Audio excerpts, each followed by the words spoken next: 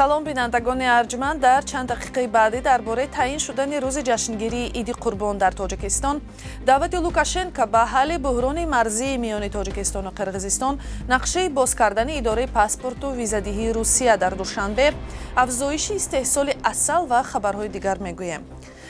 дар Тоҷикистон Иди Қурбон рӯзи 28 июн таҷлил карда мешавад.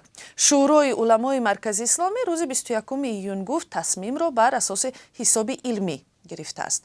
намози идро он рӯз соати 6 субҳ мехонанд. ҳамзамон шӯрои уламо имомхатибонро масъул кардааст, ки дар мавъизаҳои худ дар бораи пуштибонӣ аз ятимону бепарасторон, пешгирӣ аз исрофкорӣ ва назорати кӯдакону наврасон ҳангоми идгардак суҳбат кунанд. дар идҳои гузашта мақомот монеи идгардаки кӯдакон шуда барои густурдани дастурхони калону бо дабдаба ҷарима таъин карда буданд.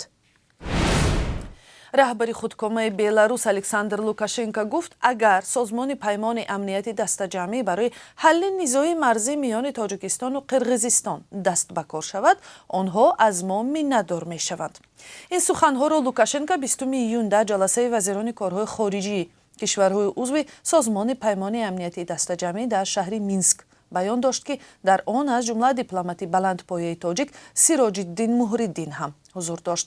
Лукашенко, ки дар суханронияш дар бораи низоҳои миёни ҳамсоя кишварҳои Арманистону Озарбойҷон ва Тоҷикистону Қирғизистон гуфту аз вуҷуди ба гуфташ мушкилоте чанд дар миёни Беларусу Русия ҳам ёдовар шуд, гуфт гилаи Арманистон аз созмони паймони амнияти дастаҷамъӣ барои ёрӣ накарданаш дар муноқиша бо Озарбойҷони ҳамсоя ҷон дорад ва Қирғизистон ҳам муддатҳо пеш барои ҳалли низои марзӣ бо Тоҷикистон ба ин созмон муроҷиат карда буд.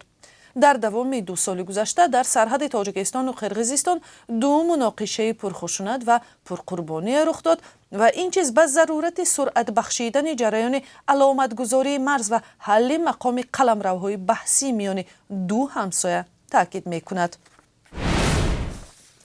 дабири кулли Созмони Милали Муттаҳид Антонио Гутерреш даъват кардааст, ки содироти гандуми Украина тавассути баҳри Сиёҳ вусъат ёбад. аз оғози таҷовузи Русия ба хоки Украина дар моҳи феврали соли 2022 бандарҳои украинӣ дар баҳри Сиёҳ зери муҳосираи нерӯҳои Русия қарор гирифтанду содироти гандум тақрибан қатъ шуда буд. баъд ҷонибҳо бо миёнаравии Созмони Милали Муттаҳид ба созиш расида содироти гандуми украиниро иҷозат доданд. муҳлати ин созиш 17 июл ба анҷом мерасад. муовини сухангӯи Созмони Милали Муттаҳид Фарҳон Ҳақ мегӯяд, дабири кулли Созмони Милали Муттаҳид даъват кардааст, ки музокирот идома ёфта содироти бидуни танаффуси гандуми украинӣ таъмин шавад. дар Тоҷикистон намояндагии хадамоти паспорту визадиҳӣ Вазорати корҳои дохилии Русия таъсис мешавад, ки ба қавли мақомоти ду кишвар вазифааш аз омода кардани коргарон аз Тоҷикистон барои кор дар бозори кори Русия иборат мешавад.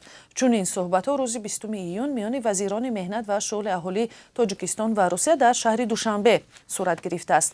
Интерфакс менависад, хадамоти паспорту визадиҳии Русия, ки қарор аст дар оянда боз шавад, омодагии то 100 000 муҳоҷири кориро дар муассисаҳои касбӣ, таълимӣ ва касбомӯзӣ ба уҳда мегирад. ин хабар дар ҳолест, ки аз миёни тахминан 1 миллион тоҷикистониҳои машғули кор дар Русия аксарашон бо роҳҳои инфиродӣ вориди бозори ин кишвар шуда бо гирифтани патенту иҷозатномаи кор фаъолияти худро ба роҳ мемонанд, вале мушкили калидии муҳоҷирони тоҷик дар Русия бештар ба худсариҳои полису мақомоти ин кишвар рабт мегирад, ки даст ба поймолкунии фаровони ҳуқуқи онҳо, таъқибу боздошт, тамаккориву таҳқири шарафи инсонӣ мезананд. ای هموطنی عزیزتر از جان، ای یوسف امروزین کنعان، بیرون ز وطن چه حال داری؟ بیا و از روزگارت ما را آشنا کن. بینندگان عزیز، اگر شما دور از تاجیکستانید و از نازکی‌های مهاجرت آگاه هستید و می‌خواهید دیگران نیز بدانند، پس این برنامه برای شماست. روزگار مهاجر، مطابق شوی به محیط نو، قصه‌های انسانی و سبق‌های حیاتی.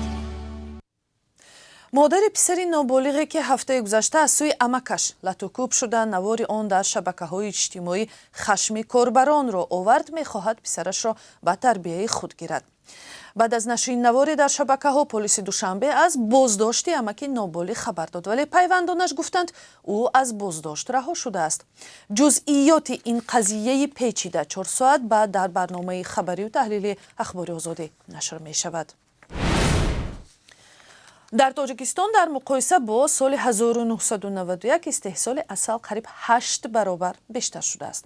در این باره پرزیدنت امام علی رحمان در یک جلسه زنبوری عسل پروران تاجیکستان خبر داد که روز 20 میلیون در ناحیه خاولینگ برگزار شد. او گفته است در دوام بیش از 30 سال رشد ساحه شماره عائله‌های زنبور عسل در همه شکل‌های خواجگی‌داری تاجیکستان به 264,000 عدد رسید و استحصال عسل به بیش از 4,500 تن رسانیده شد.